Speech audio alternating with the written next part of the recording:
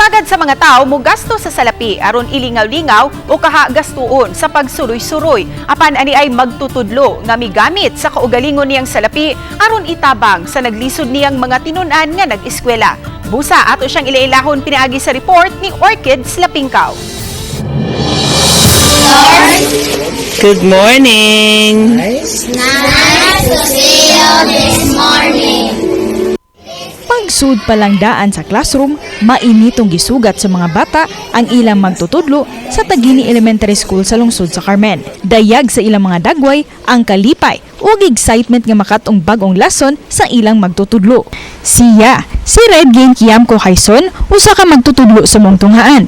Ug nasayod ba kamo nga di lang pagtudlo ang iyang natampo sa mga bata kundi ang pagpakaon usab kanila.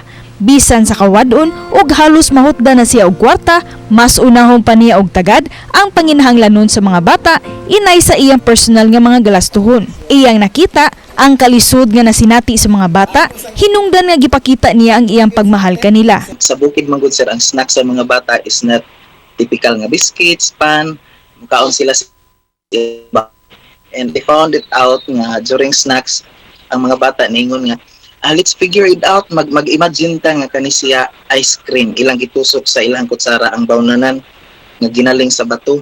Iyang giangkon nga naimpluwensya siya sa usa ka salida nga nagtudlo kaniya sa paghatag og bili sa mga bata. Gani, mas piliun niya nga magtudlo sa bukid gumikan siyang nakita nga dakong panginahanglan sa mga bata.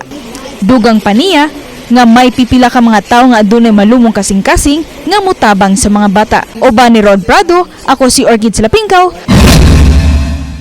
Balitang Bisdak.